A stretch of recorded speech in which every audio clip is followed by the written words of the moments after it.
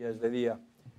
¿Recuerdan ustedes la palabra Excalibur? No me refiero a una espada, sino a un bicho, a un animal, a una bestia, a un perro, a un chucho.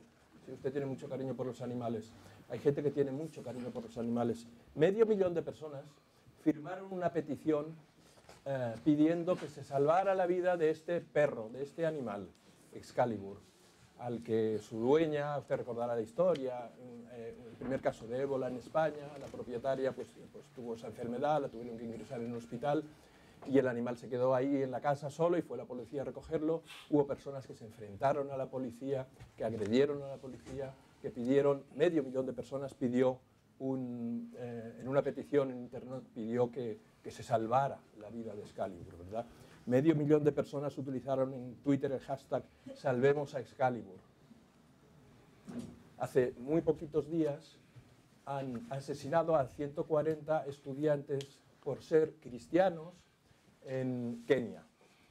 Y no hemos visto que 500.000 de personas pidieran justicia por eso, y hemos visto incluso que los medios de comunicación ocultaban el hecho de que esos 140 estudiantes de Kenia fueran cristianos. Los asesinaron pues porque eran estudiantes o porque eran negros o porque pasaban por allí, y hay medios de comunicación, New York Times por ejemplo, que ocultó el hecho de que los asesinaron por ser cristianos. Esta noche vamos a hablar, o esta tarde vamos a hablar de los cristianos que viven bajo la amenaza de la yihad, bajo la amenaza yihadista. Nos acompañan personas esta noche, esta tarde, cuyos conocimientos pueden ayudarnos a entender mejor este genocidio y a vislumbrar cómo podemos enfrentarnos a él y cómo podemos combatirlo. Está con nosotros don Serafín Fanjul. Buenas noches, don Serafín, bienvenido. Muchas gracias por estar aquí. Arabista, miembro de la Real Academia de la Historia, catedrático de Literatura Árabe en la Universidad Autónoma de Madrid. Ha tenido últimamente, don Serafín, mucho trabajo defendiendo la Catedral de Córdoba y nosotros recomendamos hoy, por ejemplo, desde aquí, recomendamos muy calurosamente un libro que puede resultarle muy útil para entender estas cosas. Se llama La Quimera de Al-Ándalus. Don Serafín, ¿es el yihadismo el nuevo totalitarismo del siglo XXI? Bueno, vamos a ver, yo no soy partidario de hacer estas transposiciones y estas identificaciones de unos fenómenos y unos movimientos históricos del pasado y aplicarlos al presente.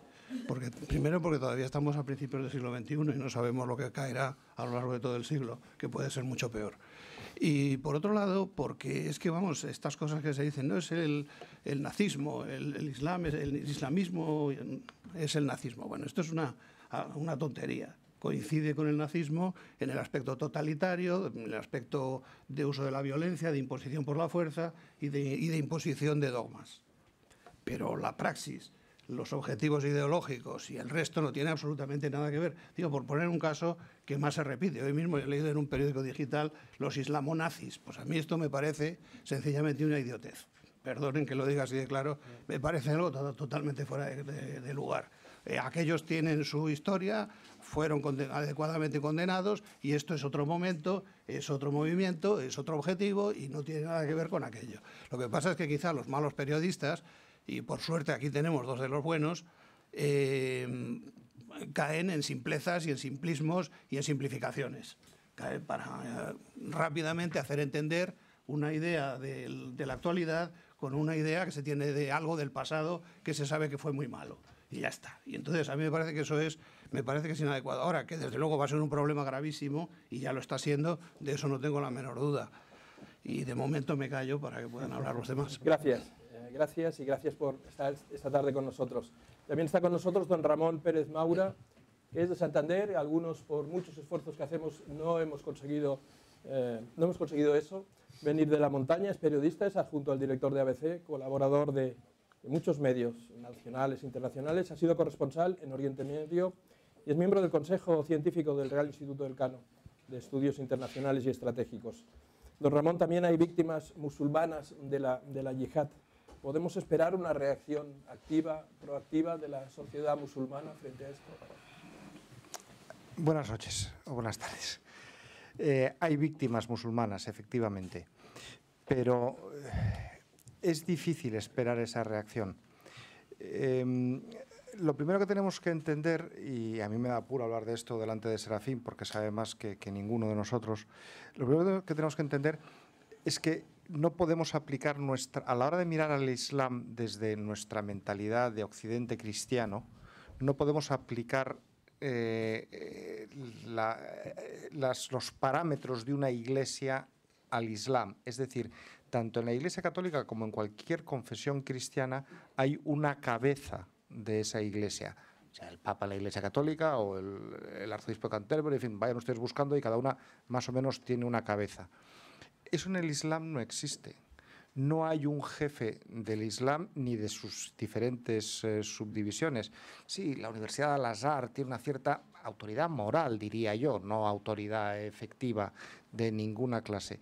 Entonces, lo que nos encontramos es que aquellos que han derivado en lo que llamamos islamismo se consideran tan legitimados para defender sus posiciones como los que defienden las posiciones contrarias dentro del Islam, porque no hay nadie que les dé o les quite autoridad, es su propia interpretación del Islam que está tan legitimada como la interpretación que tiene otro.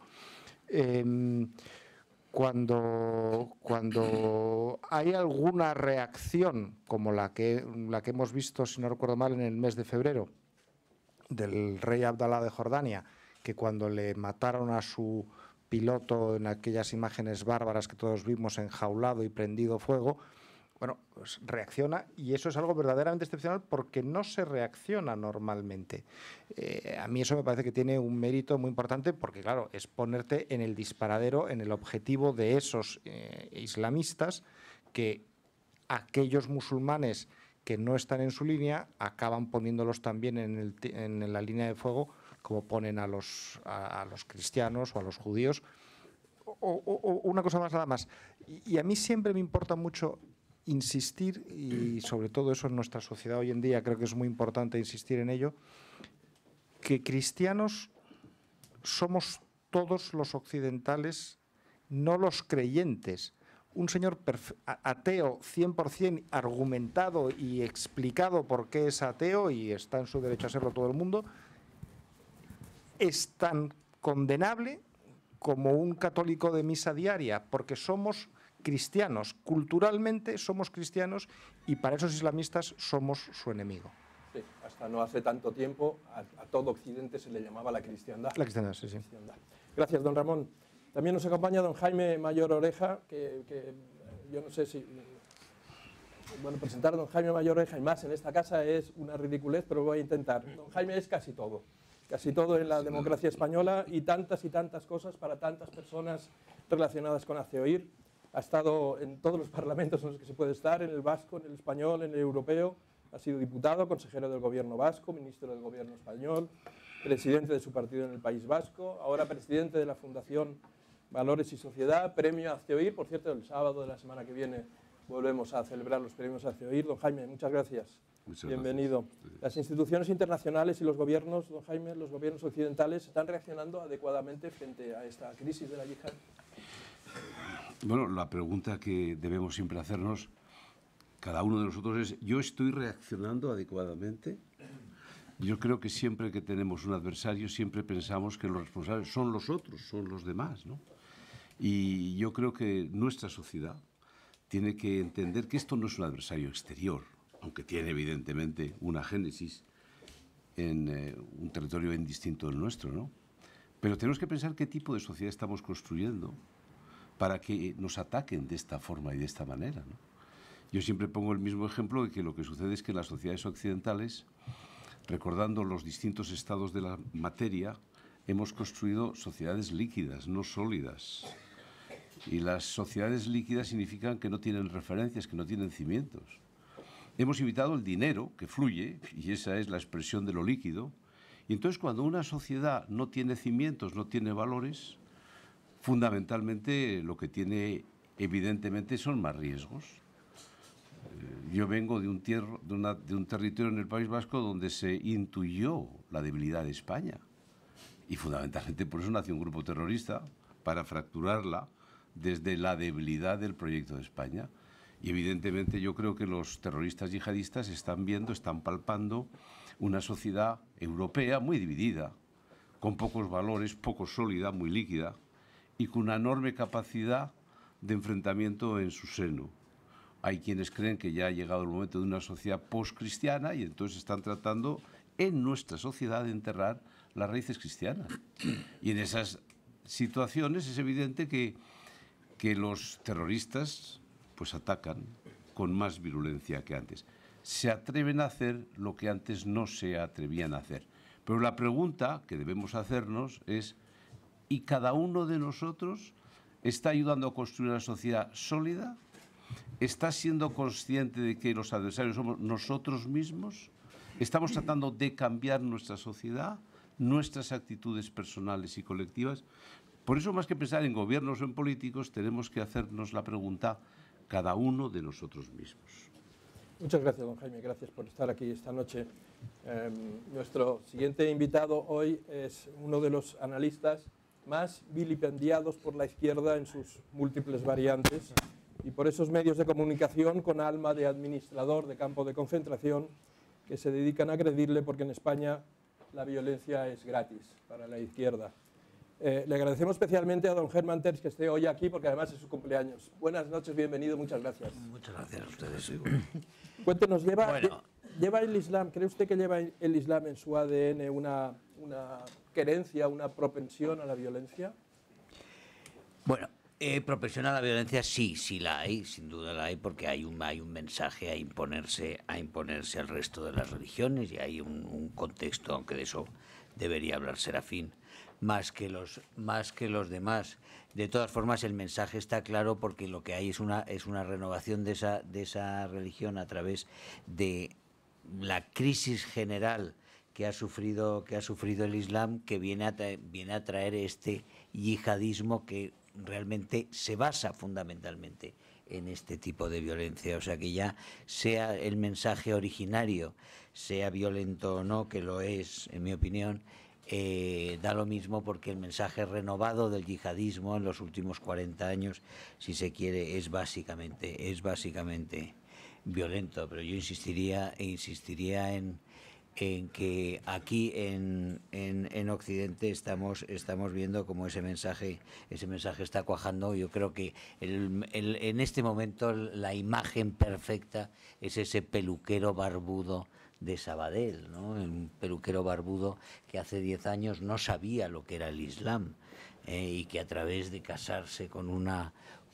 marroquí entra en contacto con el Islam y llega en muy pocos años, llega a tener unas convicciones tan sólidas, tan firmes, como para interiorizar la necesidad de actuar violentamente contra su entorno, contra el entorno cristiano en el cual ha crecido y en el cual están todos sus referentes culturales, personales, anímicos, familiares, etcétera, etcétera. Esa es la vitalidad del mensaje islamista, la enorme fuerza y atracción que tiene ese mensaje islamista, que no solo lo es para las segundas y terceras generaciones de las comunidades musulmanas en los países occidentales, sino que lo es para gente que no tiene culturalmente ningún tipo de anclaje musulmán y que sin embargo tiene todas las referencias cristianas y sin embargo desprecian todos, movidos por el ambiente sistemático de desprecio a todos los anclajes propios, a los anclajes identitarios nacionales y cristianos que hemos tenido todos de la cultura judeocristiana. Todos se separan de ellos, desprecian esa, no tienen ningún tipo de anclaje y líquidos, como dice Jaime Mayor, líquidos buscan un anclaje desesperadamente. ¿Y dónde lo encuentran? Donde hay firmeza, donde hay convicciones, donde hay valores que defender, donde hay sacrificio, donde hay entrega. ¿Y dónde lo encuentran? Lo encuentran en el Islam. Pensemos sobre eso. Es un buen motivo para reflexionar. Nos acompaña también esta noche, Ignacio Arzuaga, presidente de Hazte Oír, en el sentido en el que estamos hablando de combatir sociedades líquidas. Desde Hazte Oír, desde Más Libres y Citizen Go, estamos organizando un congreso, Nacho. Sí, es probablemente el congreso que se vaya a celebrar en Europa, donde vamos a poder escuchar a más víctimas directas del yihadismo y del radicalismo islámico, ¿no? Personas que sufren persecución, que han sufrido atentados, cristianos, algunos conversos del Islam, patriarcas, obispos, sacerdotes, misioneros, laicos, bueno, pues en algunos casos han sido condenados a muerte por la ley antiblasfemia en Pakistán. Va a venir, por ejemplo, el marido y la hija pequeña de Asia Bibi. Vamos también a traer a una niña que fue secuestrada y logró escapar por Boko Haram en el norte de Nigeria. Bueno, en fin, yo creo que es un congreso que lo que pretende es conseguir lo que denunciaba Jaime, ¿no?, que nos está pasando, conseguir evitar eso. Es decir, ¿qué es lo que estamos haciendo las sociedades occidentales, cada uno de nosotros, para combatir ese radicalismo, para apoyar a los que están siendo perseguidos por los islamistas radicales? Bueno, pues yo creo que daremos un paso adelante en ese apoyo y en esa oración y en esa defensa del derecho a la vida y del derecho a la libertad que tienen los cristianos en esos países, cuando escuchemos esos testimonios de primera mano, ¿no? Cuando sepamos exactamente pues, por qué están pasando, qué están sufriendo, cómo lo viven, ¿no?, cómo viven esas comunidades. Los periódicos, las televisiones, las radios a veces hablan un poquito sobre esto, pero claro, no es lo mismo escuchar a alguien que te lo cuenta a escuchar a la persona que lo sufre, ¿no? Y eso es lo que vamos a poder vivir en Madrid el próximo fin de semana, no el fin de semana, sino el siguiente, del 17 al 19 de mayo. A propósito de abril, me confundí. Dentro de 10 días. Y a propósito de eso, me gustaría enseñarle un vídeo.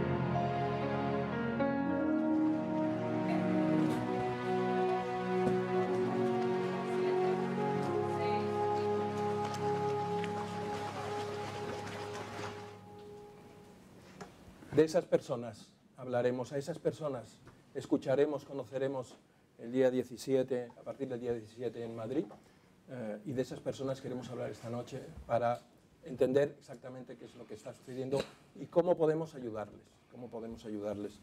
Y empiezo con una pregunta, y siéntanse por favor libres de intervenir cuando lo consideren oportuno. Después de la última matanza en la Universidad de Garissa, en Kenia, no ha habido un Je suis Kenia como lo hubo con Hebdo en el atentado de París. ¿Por qué no reacciona la sociedad española, la sociedad occidental? ¿Qué es lo que nos está pasando? ¿Por qué no reaccionamos? ¿Por qué no salimos a la calle? Yo empezaría por decir porque algunos medios lo del Jueves Santo se lo tomaron de vacaciones de verdad, ¿no? A mí me pareció especialmente lamentable. Esto ocurrió el Jueves Santo, por eso digo lo del Jueves Santo. Se conoció el Jueves Santo. El Jueves Santo, en el telediario de las 9 de la noche, esta noticia de los 147 asesinados fue emitida a partir del minuto 21 del informativo. No está mal, ¿verdad? Dicho con mucha bestialidad, el kilo de negro cotiza de distinta manera. Después del accidente de los rusos en el mar, en el mar Siberiano. los medios jugamos un papel fundamental en concienciar a la gente de la trascendencia de las cosas. Claro, entre otras cosas, no nos engañemos, matanzas a lo largo de la historia ha habido siempre, lo que pasa es que antes no había medios de comunicación y ahora hay, y como ahora hay, la gente se conciencia. Igual que tragedias naturales, el tsunami de hace 10 años ha ocurrido muchas veces en la historia, lo que pasa es que cuando no te enterabas nadie lloraba. En fin, los medios de comunicación tenemos una responsabilidad en lo que contamos y en lo que no contamos. A partir de ahí, la realidad es que hay un cierto prejuicio racial en Europa, sin duda. Nos preocupa mucho más 10 muertos en París que los que pueda haber en Kenia. Pensamos que allí es más normal. Yo voy más allá. Yo creo que aparte del prejuicio racial que existe, aparte de la lógica de que cada incidente, accidente o suceso, según su cercanía y su inmediatez, es mayor el efecto y mayor su importancia y su relevancia informativa, yo creo que lo que hay es una deliberada, una ocultación general en cuanto a la valoración de lo que está sucediendo con los cristianos en Oriente Medio y en África. Y yo voy a dar simplemente una de las claves, yo creo que se podía ver en una declaración que hacía en Twitter el señor López Garrido el otro día, como uno más de las normalmente de los muy recurrentes comentarios que suele haber por parte de la izquierda española, no solo de la española, pero muy especialmente de la izquierda española, respecto a este tipo de sucesos. Y decía López Garrido que no podía interpretarse esto como una guerra contra los cristianos, que como un asesinato, una persecución de los cristianos, sino que esto era una guerra de religiones. Una guerra de religiones es una guerra donde todos matan. Unos matan y mueren, etcétera, etcétera. Pero López Garrido, que ha sido secretario de Estado, que ha sido europarlamentario, que Jaime Mayor le conoce muy bien, nos reduce todo esto a una especie de lío, de problema, de lío, de tiranteces entre religiones que, bueno, que acaban cuando se pelean, pues acaban como acaban, ¿no? Por decirlo de alguna forma. Esto es terrorífico, pero ese es el mensaje general. O sea, los cristianos jamás pueden aparecer como víctimas, los cristianos tienen que aparecer, tienen que haber hecho algo para que les pase algo, y ese es el mensaje general que vemos en la izquierda española, y no se les puede sacar de eso. Pasa, por cierto, lo mismo con los judíos. Estoy viendo en este momento lo que pone en Televisión Española, como daban el titular, sobre a un palestino que se lía a cuchilladas, que hiere a dos judíos que acudían a hacer una ayuda, estaban así una asistencia médica, los ataca con un cuchillo el palestino, y el palestino es abatido. Muere un palestino en Cisjordania tiroteado, y dice después, tras apuñalar a 2 soldados judíos. En fin, vaya por Dios. ¿Qué ha pasado? Que han asesinado a un palestino. ¿Por qué han asesinado al palestino? Bueno, pasaba por allí, vio a dos judíos, que menos que darles 2 navajazos, ¿no?, a los judíos, y resulta que lo matan por eso. ¿Qué cosas pasan? En fin, lo digo así un poquito en plan broma, pero no tiene ninguna gracia. Lo hemos visto en la cobertura en general de Oriente Medio, y lo estamos viendo en la cobertura cuando se oculta muchas veces el carácter cristiano de las víctimas, y en el caso de Garissa ha sido escandaloso. Ha sido escandaloso porque además teníamos en ese momento la comparación dolorosísima de un accidente que se había producido con exactamente las mismas víctimas, exactamente 150 víctimas, que se había producido aquí por un enajenamiento de un piloto, que ha sido una conmoción continental enorme, y lo ha sido con razón, pero que en esos mismos momentos, cuando el efecto, digamos, de la actualidad de aquello está abatiéndose, que 150 cristianos inocentes desarmados sean pasados por las armas en una carnicería absolutamente increíble, en un martirio como el que sucedió en esa universidad, y que aquí se meta en la noticia como entre accidentes de tráfico y otro tipo de sucesos y de acontecimientos de medianía. Es un escándalo enorme que dice mucho de en manos de quién están los medios de comunicación, pero ante todo el deterioro de los criterios en general de la profesión. Yo también creo, yo también creo, como Germán, que hay un abandono en general del sentido moral en grandísima parte de la izquierda, si no en toda, y yo diría que en general en la sociedad hay una pérdida de referentes, de apego a valores que eran muy claros, y esto ha coincidido con fenómenos a grandísima escala mundial que son los que están favoreciendo todo este fenómeno de la subida yihadista. Son los precios del petróleo, la subida, la demografía galopante de los países musulmanes, el abandono de Occidente, sobre todo de Europa, de lo que fueron sus colonias, y un vacío político, cultural y moral que se dejó ahí. Y naturalmente ese vacío ha sido ocupado por quien estaba, que era fundamentalmente el Islam. Quiero señalar una cosa, estoy de acuerdo básicamente con lo que ha señalado Germán y por tanto no voy a repetir, pero quiero señalar una cosa, y es que la persecución de cristianos no es un fenómeno nuevo. Es un fenómeno que viene de muy atrás, desde que hay convivencia, entre comillas, entre Islam y cristiandad. Esto ha sido así. No hay que ocultar, si sabemos un poco de historia, que las sociedades anteriores a nosotros fueron muy intolerantes con los demás. Y la idea de la tolerancia es un fenómeno realmente muy reciente, digamos que de un siglo o menos.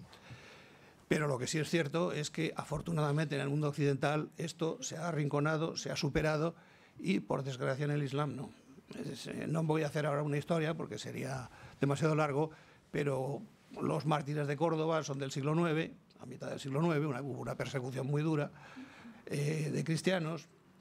Hoy mismo damos un salto enorme para no entretenernos, pero hoy mismo publica Alfa Omega de ABC una página estupenda de recordatorio de que hace exactamente un siglo, en 1915, además de la matanza de 1.200.000 armenios, que también eran cristianos, asesinaron tranquilamente los turcos a 700.000 cristianos asirios que estaban en el Imperio Otomano, es decir, un poco más al norte de los cristianos asirios a los que se está asesinando ahora y que también eran parte del Imperio Otomano en la época.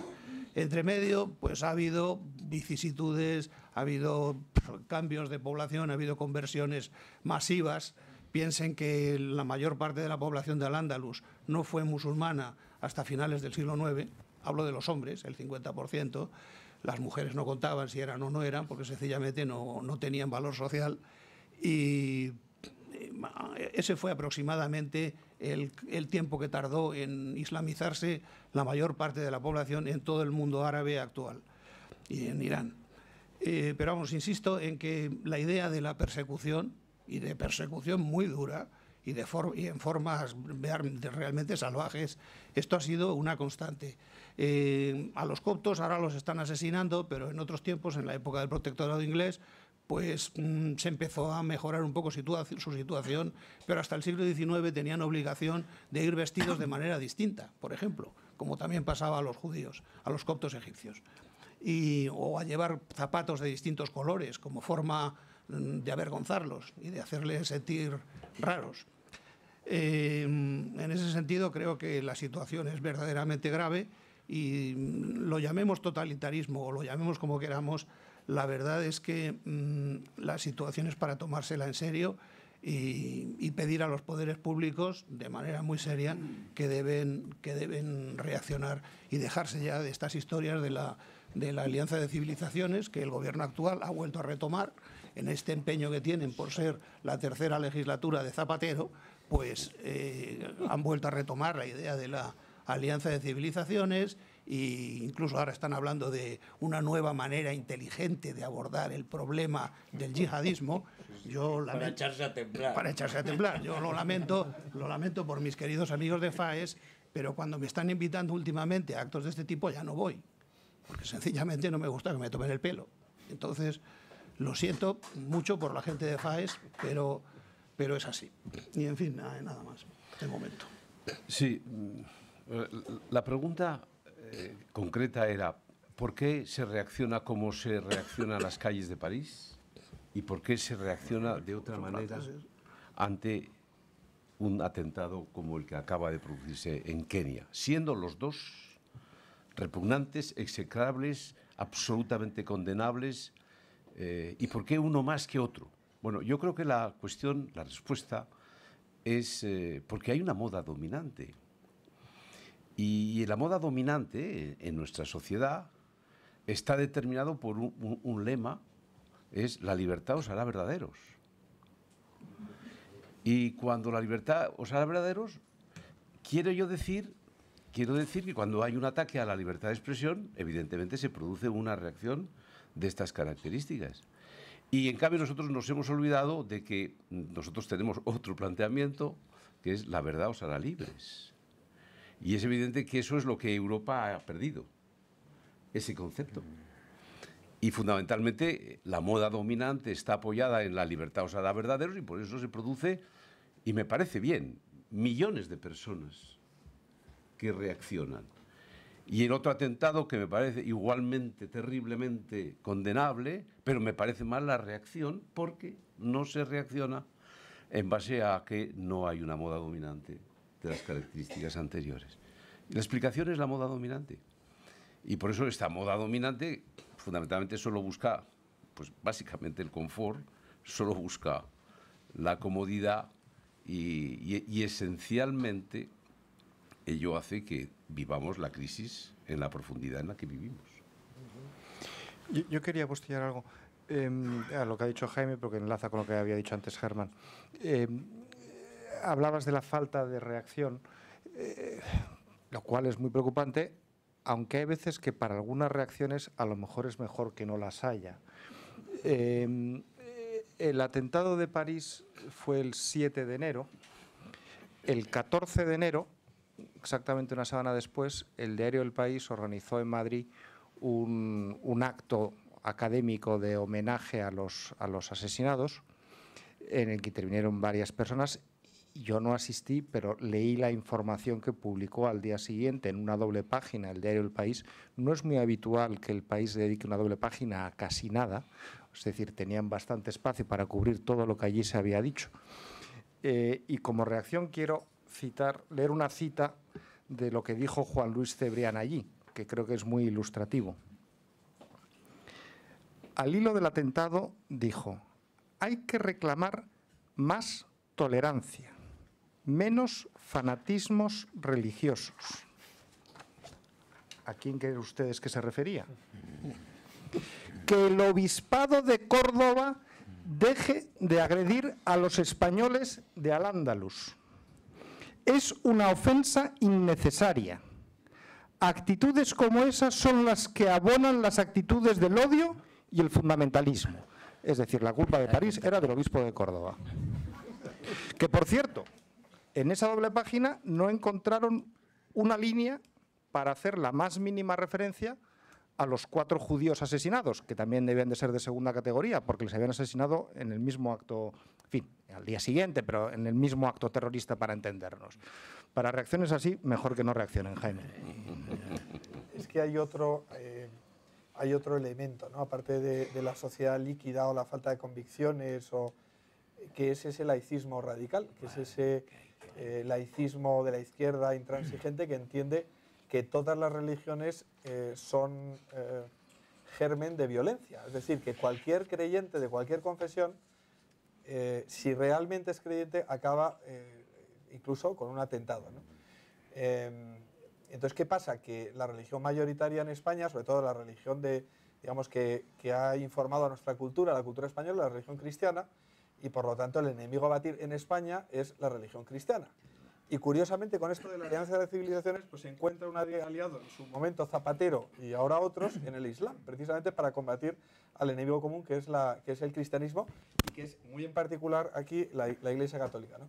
Y esa idea secularista, radical, laicista, acaba calando incluso entre los propios cristianos y entre los propios católicos, que vivimos nuestra fe casi de una forma vergonzante. porque nos lo han transmitido a través de exposiciones, a través de películas, a través de series. El que aparece religioso, sea judío o sea cristiano, un sacerdote, un padre de familia, bueno, pues normalmente se le ridiculiza, ¿no? Y se le presenta como un intransigente.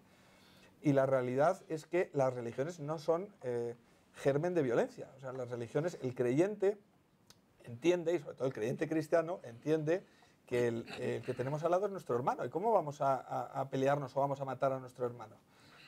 Pero claro, llega un momento en el que de tanto repetirlo algunos nos lo hemos creído, ¿no? Se lo han creído. Bueno, yo querría, sobre esto del germen de violencia de las religiones, querría decir que hay diferencias notables entre unas y otras. Vamos a ver, el cristianismo tiene como base el Antiguo Testamento, vamos, la Torá judía, los libros históricos y demás, y eso evidentemente no se puede mostrar como ejemplo de incitación a la paz, ni a la tranquilidad, ni a la convivencia pacífica. Pero el Evangelio sí, es otra cosa absolutamente diferente, y que tiende a esta idea de la hermandad, de la convivencia como mínimo.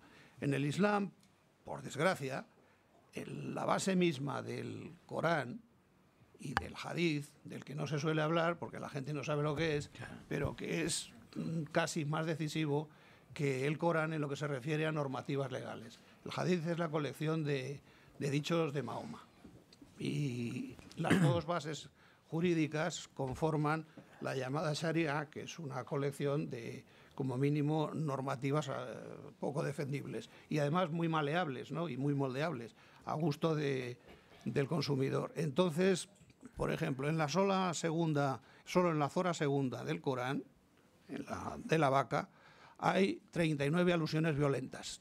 39, de las cuales 9 son incitaciones directas al combate contra los infieles, lo cual contrasta notablemente con el Evangelio. Se pueden poner muchos más ejemplos de esta clase. Con eso no quiero criminalizar al Islam de manera monotemática y cebarme en ello, pero es así. Y esto hay que tenerlo en cuenta a la hora de ver lo que sucede y de por qué unos reaccionan de una manera y otros de otra. Cuando cristianos, católicos, españoles hacían violencia hace 2, 3 siglos, mundo adelante, a la gente para cristianizarla, evidentemente estaban incumpliendo las normativas evangélicas y el pensamiento y el sentimiento del Evangelio. Cuando musulmanes actúan con arreglo a la Sharia, al Corán y al Hadith, están siendo buenos musulmanes. Sí. Y además ellos lo creen. Además ellos están persuadidos de que es así. Entonces, son diferencias notables que hay que tener en consideración. Yo creo que uno de los grandes peligros a la hora de valorar todo esto, y precisamente de que no llegue a la población y a la sociedad todo lo que estamos diciendo, es el elemento, el bozal fundamental, que es la corrección política, que hace que las verdades sean prácticamente imposibles de articular, de verbalizar y de transmitir. Sí. Y después que hay realmente, y este es un fenómeno relativamente nuevo, podemos irnos a Gaudí y a una serie de gente que ya inició aquel camino, digamos, de lo que es una simbiosis entre la izquierda marxista y el islamismo, porque es un proceso que viene de hace un par de décadas, pero que últimamente que ha avanzado mucho. Por ejemplo, un ínclito personaje en España, que es Jorge Bestringe, habla de esto tanto en sus panfletos hechos para el ejército venezolano, en los cuales hizo pingües negocios. Allí habla mucho de lo de la simbiosis entre el marxismo para los poderes periféricos, para realmente crear un frente general contra el imperio, contra el capitalismo, que esa alianza es la alianza natural entre las fuerzas marxistas, las fuerzas revolucionarias del tercer mundo y el Islam.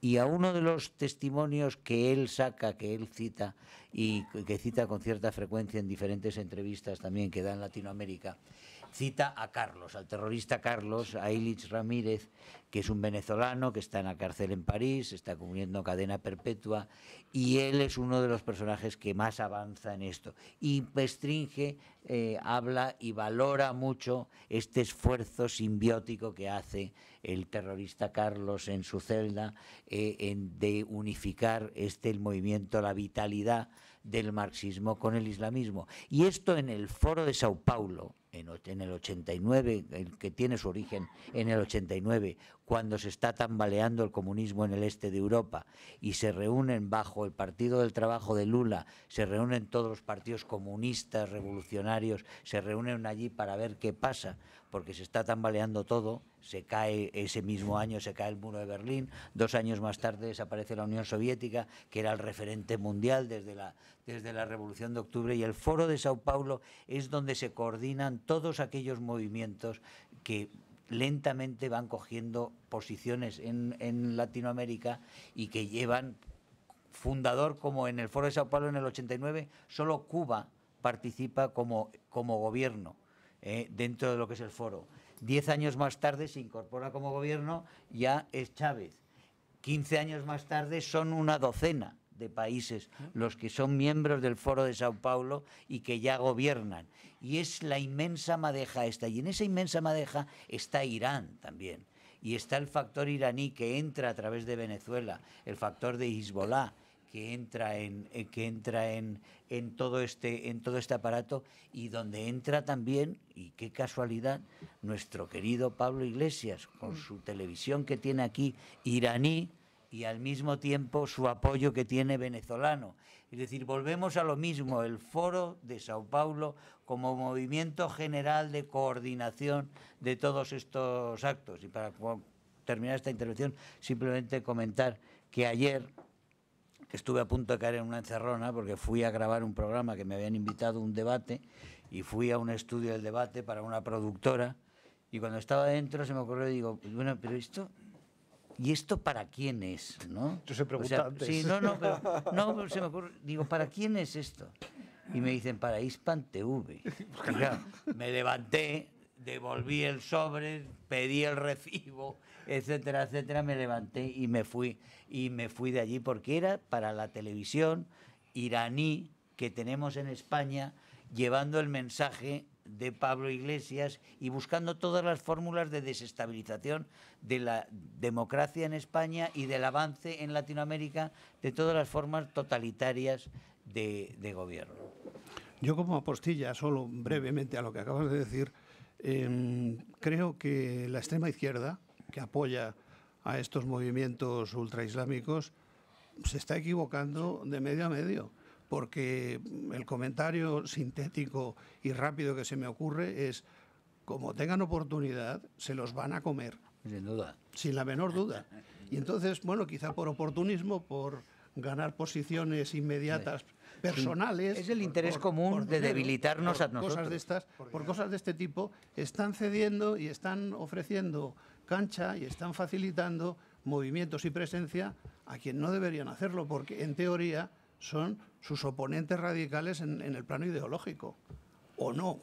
Es decir, simplemente el tema de la mujer o cualquier otra cuestión, la libertad, temas de mucho calado en los que hay una oposición, al menos en teoría, total entre la izquierda y el islamismo. Pero, en fin, allá ellos. Pero tienen un objetivo común destructor.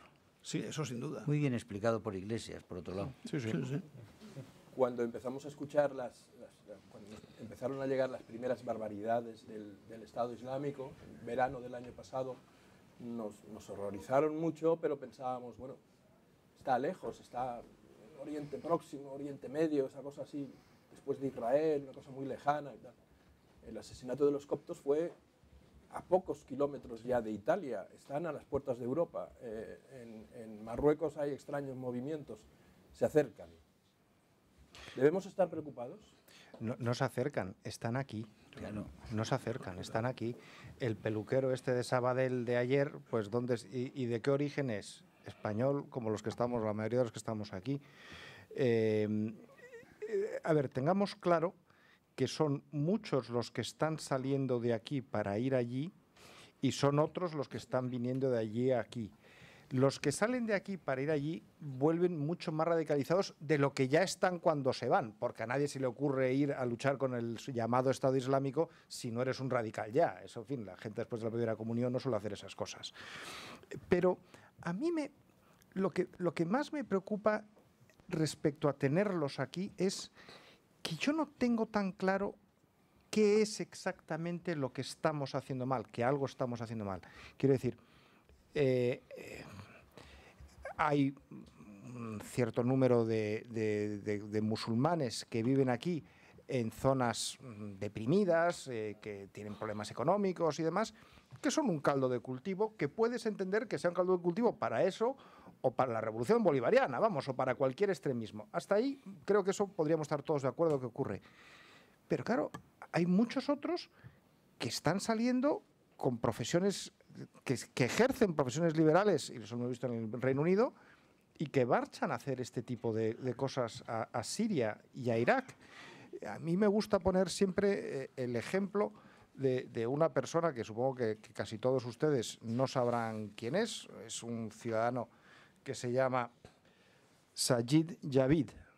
Supongo que ninguno o casi ninguno le conocerá. Bueno, este señor es el hijo de un conductor de autobús pakistaní que fue educado en el Reino Unido, donde su padre se marchó, y hoy en día es el ministro de Cultura, Medios de Comunicación, Deporte e Igualdad del gobierno británico. Este tenía todos los elementos para que tienen los que se dice que por razones de su entorno han acabado volviendo a Oriente Medio para formarse como yihadistas. Familia pobre, quinto hermano de 5, educado en la educación pública británica, todo lo que ustedes quieran. Bueno, este con 25 años fue el vicepresidente más joven de la historia del Chase Manhattan Bank, habiendo estudiado en la Universidad de Exeter, que es una universidad pública británica. Está muy bien, pero vamos, no es Cambridge ni Oxford, sí, ni la London School of Economics. La pregunta que es, ¿debemos estar preocupados? Y yo digo que cuando te declaran la guerra, tienes que estar preocupado. La pregunta es, ¿por qué se atreven a declararte la guerra? Y yo vuelvo a reiterar que creo que hay una evolución paralela del avance y de la transformación de este fenómeno islamista, que cada día está más nacionalizado, cada día el terrorismo islamista es más españolizado o es más francés, con la evolución de la crisis de nuestra sociedad. ¿Cuándo mata más ETA en España? En la transición. Ni con Franco, ni cuando la democracia es más estable. En el momento de debilidad, el apogeo de los muertos es en la transición. ¿Qué es lo que está sucediendo en el mundo? Pues que vivimos una crisis de civilización y vivimos un tiempo de transición.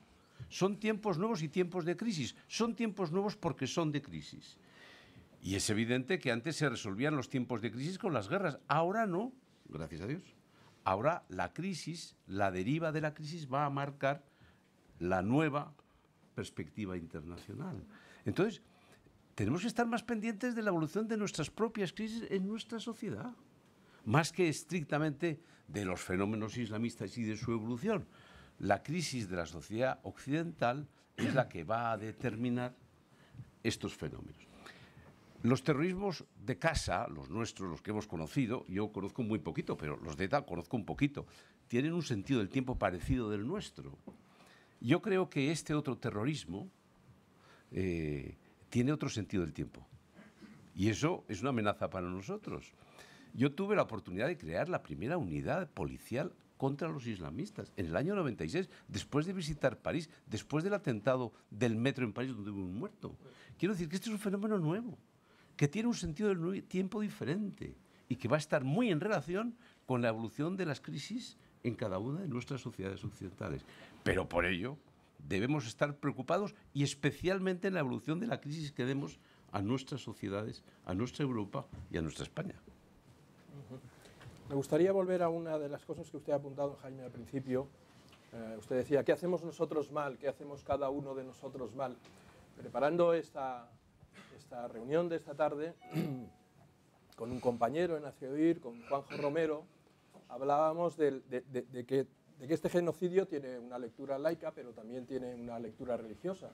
Preparando el congreso de la semana que viene, escuchando a las personas que van a venir, leyendo los correos electrónicos que nos envían, viendo los vídeos en los que aparecen, hemos ido dándonos cuenta, los que estamos trabajando en el congreso, de que como católicos nos sacan los colores.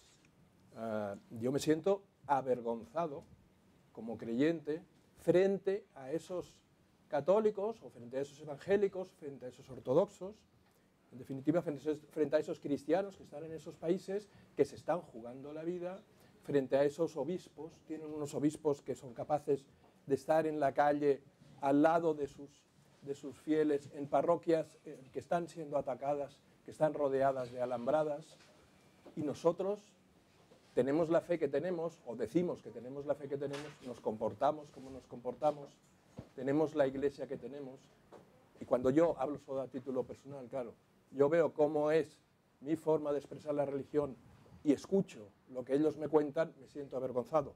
Y a mí me gustaría, Juanjo Romero, a que ustedes pueden leer en Fotocatólica y en Hace Oír también, Juanjo, ayúdame a expresar por qué como católicos tú y yo nos sentimos tan mal frente a esos. Me gustaría empezar preguntándole a Germán, pero bueno, es a raíz de todo lo que habéis ido comentando, y es si te parece que los católicos españoles estamos reaccionando a la altura de la gravedad de los hechos, no como sociedad, sino como católicos. Y con católicos me refiero no solo a obispos y sacerdotes, sino también a los fieles. Cuando uno lee los testimonios de padres que la única herencia que le van a dejar a sus hijos es su fe, porque le han dicho, o te vas de aquí o te mato. Y él ha decidido irse con sus hijos. Y lo único que se ha llevado es lo que le han dejado pasar en el control de la frontera. Ese seminarista que huye todo el mundo de la ciudad y el tipo va y se va a su parroquia a recoger al Santísimo. Claro, uno ve aquí la falta de fe que hay en muchas iglesias, ¿no? O ese obispo ortodoxo que está contando lo que sufre su pueblo y rompe a llorar en televisión, pero como una magdalena, y era una bestia, y rompe a llorar como una magdalena. No sé, a veces tengo la sensación, más que de que no nos enteramos, de que preferimos no enterarnos, ¿no? Por lo que decía Miguel, por ese espejo que nos devuelve una imagen muy fea. ¿Qué opinas de la reacción de los católicos españoles? No, Germán, empieza.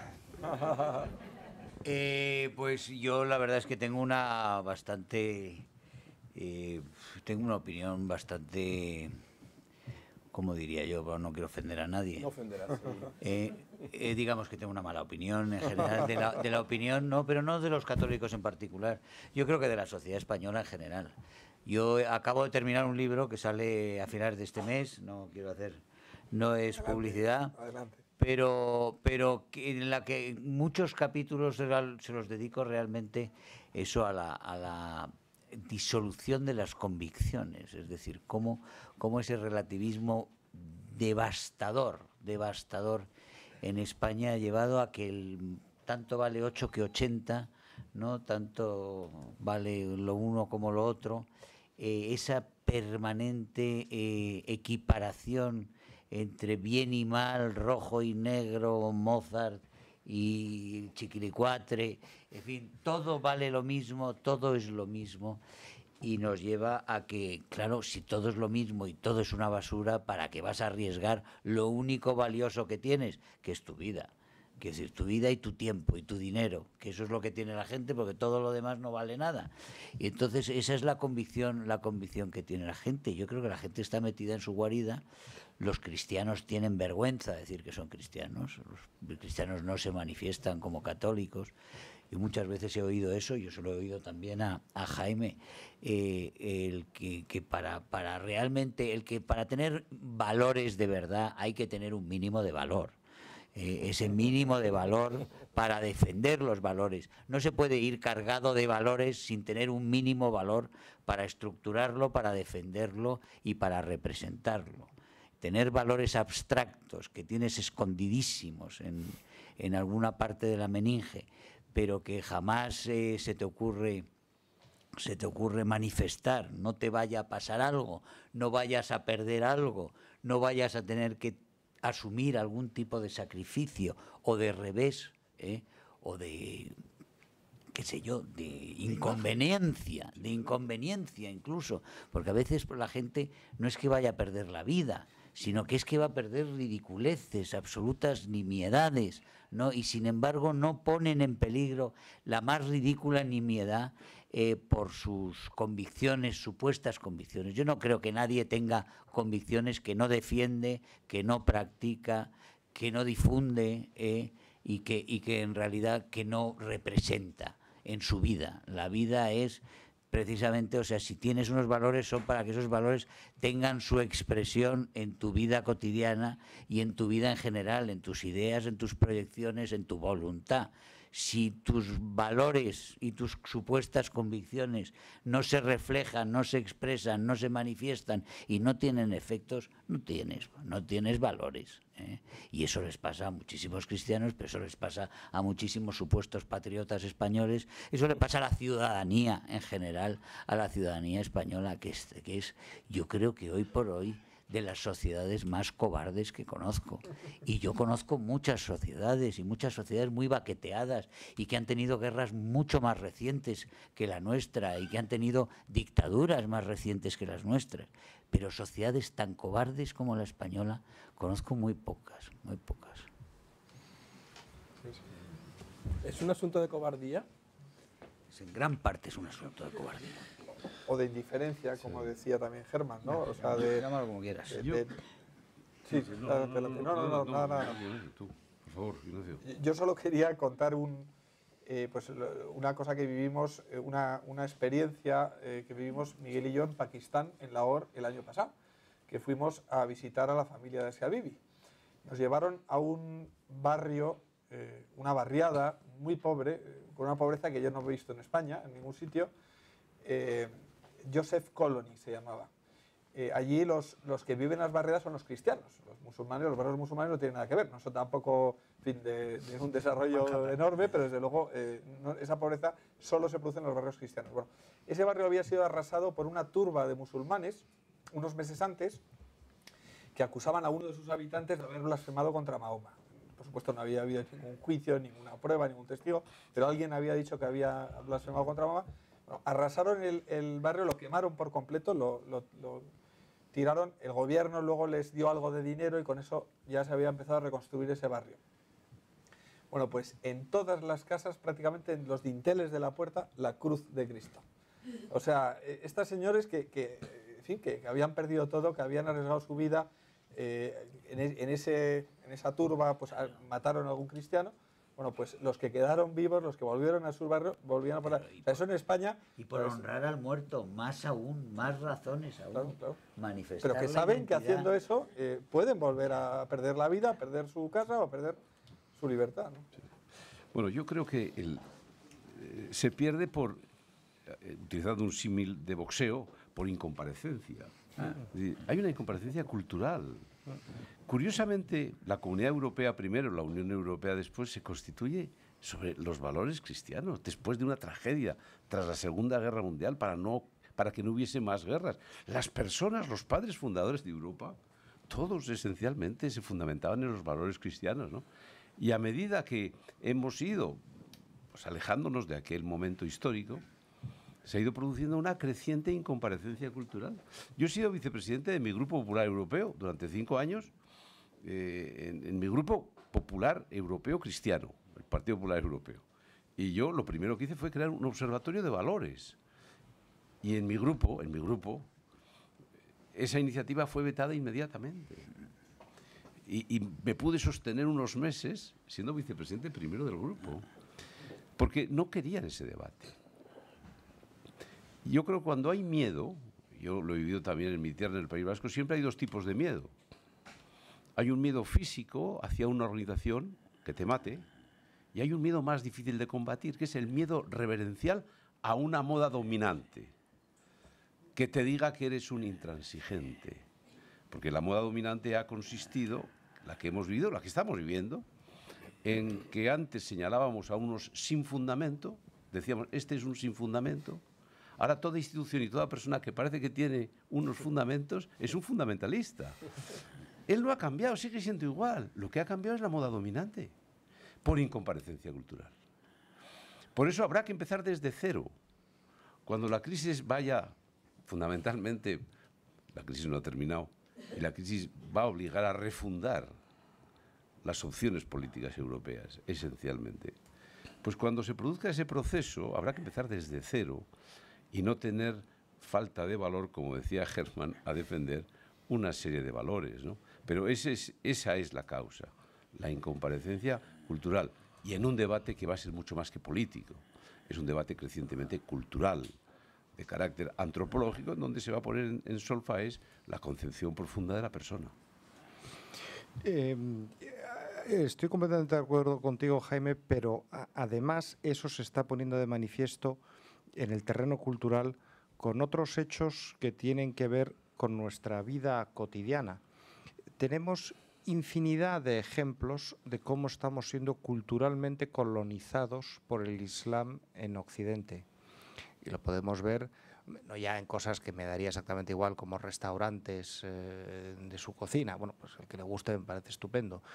Pero empiezas a verlo en la tolerancia que tenemos con la vestimenta de las mujeres, que ellos no tienen allí con la vestimenta occidental.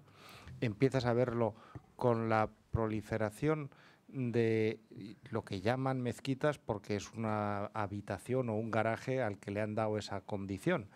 Pero vaya usted a intentar poner una iglesia cristiana, no digo católica, cristiana, en bastantes países, incluso en los que está permitido, las dificultades que tienes para ponerlas. Podríamos dar muchos ejemplos, y esa batalla no se está librando. Es más, se están dando todo tipo de facilidades. Me ha pasado esta cuaresma, me pareció muy divertido. Iba en un viernes en un vuelo transoceánico de Iberia, y había en clase business había un judío que tenía una comida kosher que había pedido, y cuando el otro pasajero que estaba ahí preguntó, oiga, es que yo dije que como era viernes quería que me hicieran un régimen de cuaresma, me dijeron que de eso no había. Ah, kosher sí, pero de cuaresma no. En Iberia. Bueno, en fin, no será la cosa más grave que pueda ocurrir. El señor se comió una manzana y no sé qué y ya está. Pero hombre, que por cierto pagó lo mismo que el que le dieron de comer kosher, porque el billete se lo cobraron exactamente igual. A mí estas cosas me parece que es una derrota cultural brutal. Pero al hilo de esto que estás diciendo, podríamos enhebrar un montón de anécdotas que no voy a hacer porque sería demasiado, y porque en definitiva dirían, bueno, son anécdotas, pero la desgracia es que llegan a ser categorías, la acumulación de anécdotas. Un ejemplo de rendición preventiva en este terreno estrictamente cultural, que conozco muy bien, un ejemplo que conozco muy bien, una chica españolísima cuyos padres tuvieron la idea un tanto peculiar de ponerle un nombre árabe cuando nació, y hace algún tiempo, poco tiempo, estuvo hospitalizada. Y al cabo de unos días se dio cuenta que en la dieta que le daban en el hospital no había nada de cerdo. Y entonces lo preguntó, es que la enfermedad o esto tiene algo que ver. Y dice, no, es que como usted es musulmana, entonces ya habían decidido, las gobernantas o las enfermeras o quien rayos fuera, habían decidido que esa señora no iba a querer cerdo. Y ya le estaban ayudando a salvar su alma según el Islam. Bueno, aclaro... La cantidad de musulmanes que conocemos que comen jamón serrano encantados. Claro, bueno, pero aclaro que es que esa chica mujer es mi hija. Con lo cual puedo asegurar que la cosa es absolutamente cierta. Claro, yo me subía por las paredes ante semejante cosa. Pero claro, es que actitudes de este tipo, que son preventivas, son rendición preventiva, aquello que hacía Zapatero tan estupendamente y después ha continuado. Bueno, pues eso exactamente es la actitud de la sociedad española ante estas cosas, que no hay por qué faltar al respeto al Islam, pero es que tampoco hay por qué prohibir en la cárcel de Ceuta el consumo de carne de cerdo, como se hace. Porque como hay muchos reclusos musulmanes, pues entonces han decidido que, bueno, que ya está. Ya todo es musulmán. Que para qué se va a poner a unos sí y a otros no.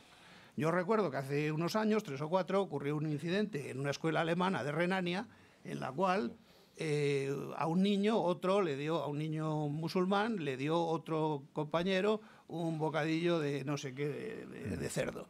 Y el niño fue a la casa, lo contó, y entonces varias madres turcas acudieron allí a armar la bronca.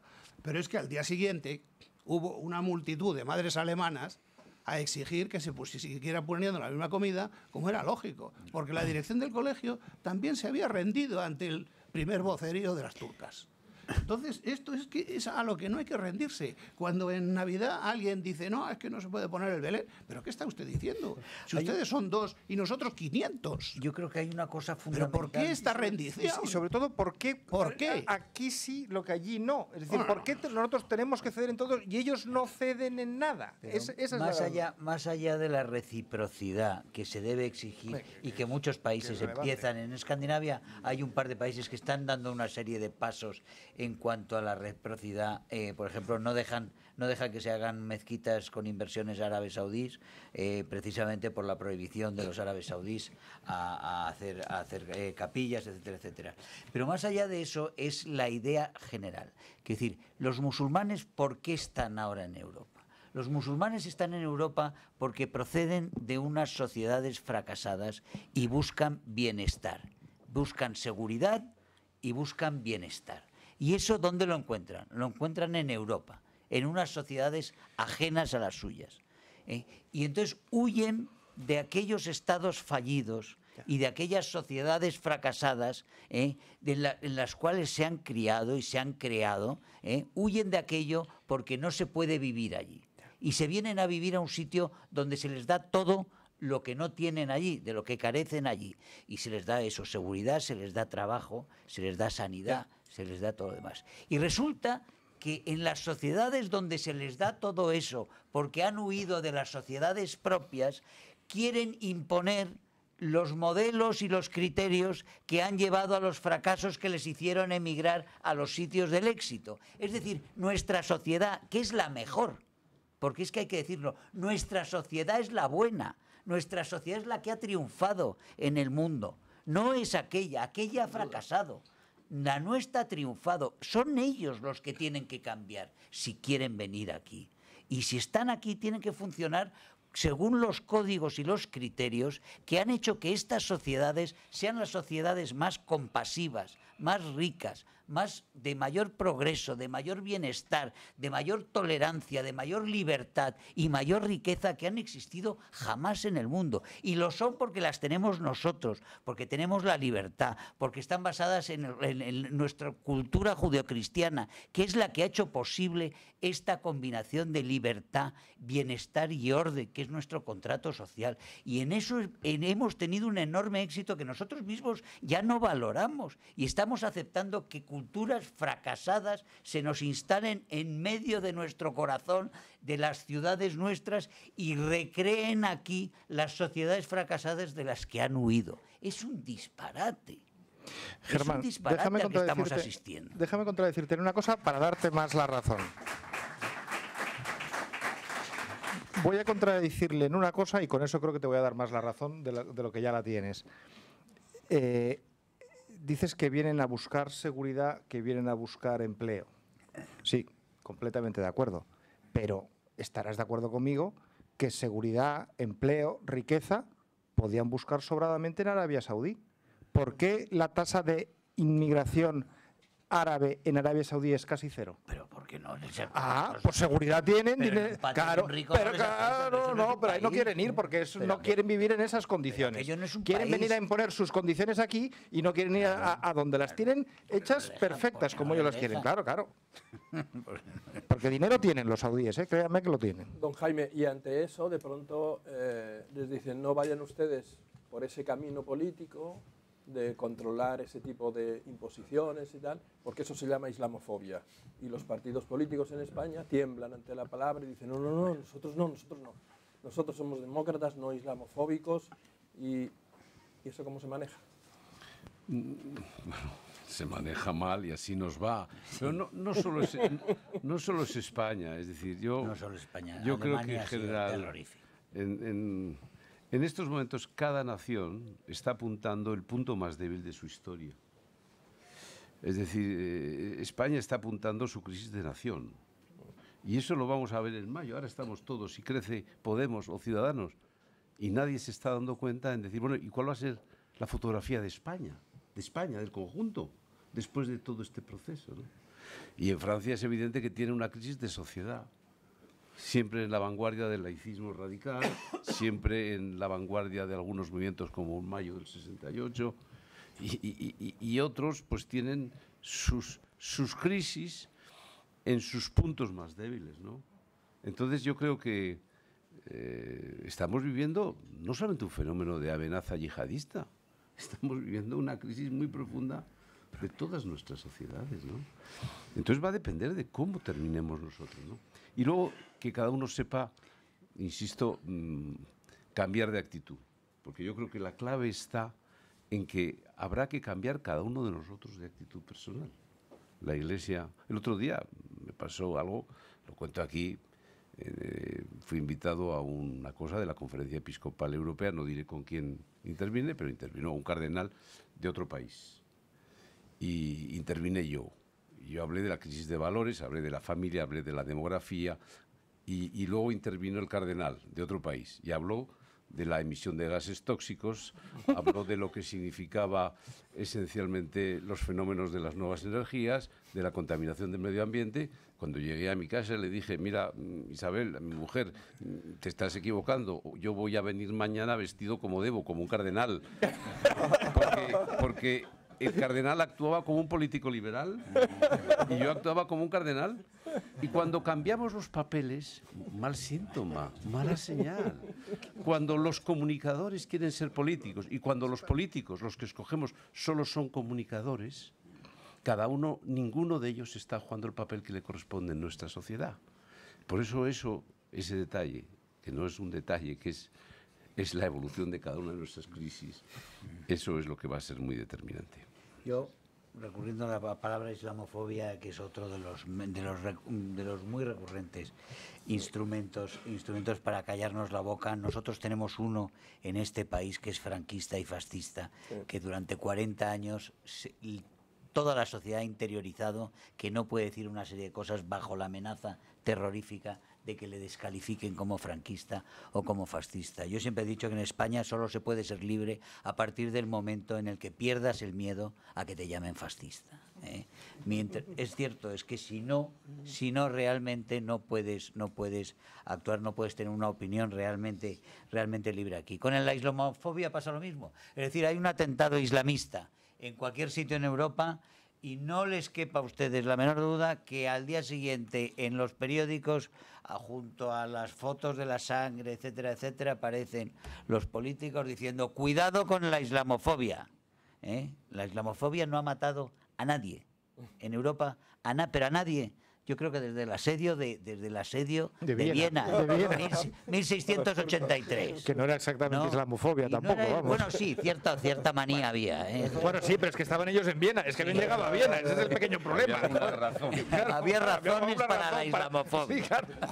Pero bueno, habiendo quizá para algunos algunas razones, no para la islamofobia, que no tiene por qué haberlos, pero para la preocupación porque haya zonas en Europa que se han transformado radicalmente y se han ido que creando situaciones absolutamente ajenas a lo que es la forma de vida de quienes realmente han vivido siempre allí y se han transformado para peor y se han convertido en sitios invivibles simplemente por concesiones a quienes han llegado de sociedades fracasadas, como decíamos, imponen esos criterios.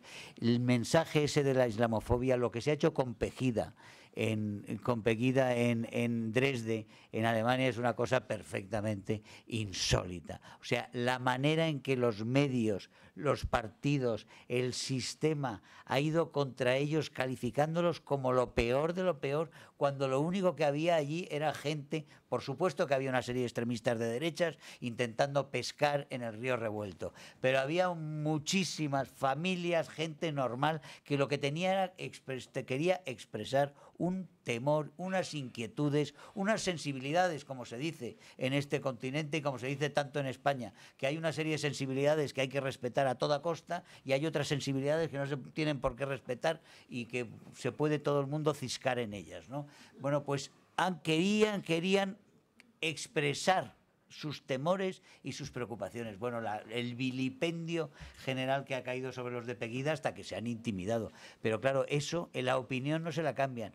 La inmensa mayoría de los alemanes están parcial o totalmente de acuerdo con lo que es Pegida. Y sin embargo, Pegida no pasa de los 20.000 manifestantes. ¿Por qué? Por la presión general que hay sobre la gente, como es la presión general que hay sobre los españoles, porque los españoles todos quieren ser antifascistas y todos quieren ser antifranquistas desde el primer día, desde la transición, todos antifranquistas. Y claro, como todos han vivido en la mentira, todos han dejado callarse la boca precisamente por miedo a ser calificados como fascistas.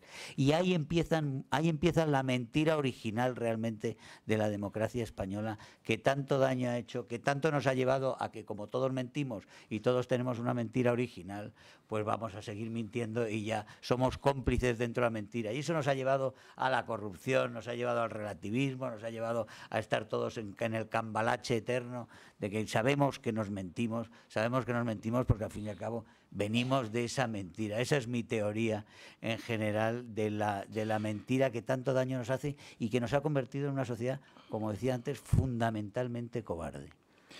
Al hilo de esto, Germán, oímos reiteradamente emplear el término islamofobia en el contexto en el que lo ha dicho Germán, yo lo suscribo íntegramente. ¿Cuántas veces, al hilo de estas matanzas, oyen ustedes emplear el término cristofobia? Se están matando por ser cristianos. ¿Oyen alguna vez que se utilice eso en algún sitio? ¿Oyen hoy en día que se utilice alguna vez el término judeofobia? Les doy un dato nada más. En 2013, en Francia, el 40% de la violencia racista se dirigió contra judíos. ¿Qué porcentaje de la población francesa es judía? El 1%. Ignacio, vamos a ir terminando el sábado. Vamos a hablar del sábado, vamos a hablar un momentito del viernes. Vamos a volver al Congreso.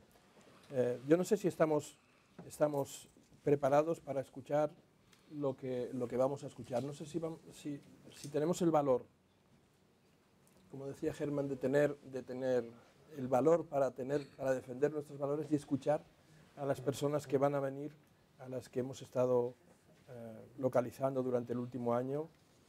Sí. Yo creo que para superar a la mentira, pues yo creo que no hay nada mejor que conocer la verdad, ¿no? Entonces, lo que vamos a hacer precisamente en el Congreso sobre cristianos perseguidos, todos somos nazarenos, es eso, es escuchar la realidad de los testigos en primera persona que están sufriendo esa persecución. Y yo creo que eso también no solamente supera la mentira, sino que también supera ese miedo que tenemos a lo políticamente correcto, a los laicistas radicales, a que nos llamen islamófobos, fascistas y todas estas cosas, porque cuando superamos las ideologías en las que nos quieren meter algunos y conocemos la realidad de personas concretas que están sufriendo persecución, que tienen una fe que realmente mueve montañas y que nos hace avergonzarnos, ¿no?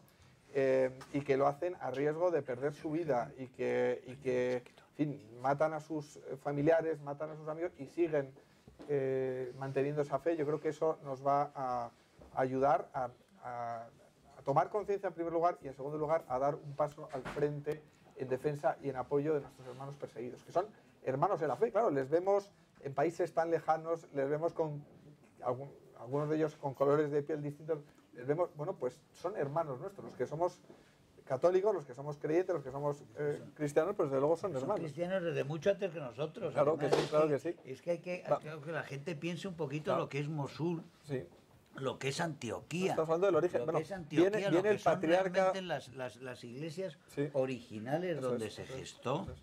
Viene el patriarca Ignacio de Antioquía, precisamente, Claro. que es una de las primeras comunidades cristianas. Estamos hablando Donde está del la siglo cueva, I, del siglo... está la cueva allí, realmente yo creo que es una de las primeras cuevas documentadas donde hay oficios de San Pablo. Nos van a enseñar mucho. El domingo 19 vamos a celebrar la misa en la Basílica de la Merced con los obispos y los patriarcas que vienen de estos países y el que va a presidir la ceremonia va a ser en el rito siríaco, que debe ser una cosa, en fin, no va a haber muchas oportunidades de escuchar una misa, maravilloso precisamente por el patriarca de Antioquía.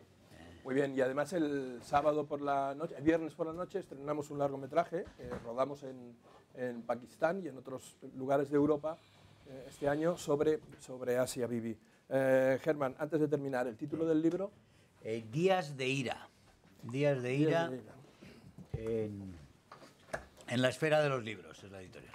Muy bien, pues muchísimas gracias por haber estado esta tarde, esta noche aquí con nosotros y por habernos acompañado y espero que nos veamos el viernes a las 12 en el Hotel Hesperia de Madrid para defender a los cristianos perseguidos. Gracias, buenas tardes. تؤمنون بالله ورسوله وتجاهدون في سبيل الله بأموالكم وأنفسكم ذلكم خير لكم إن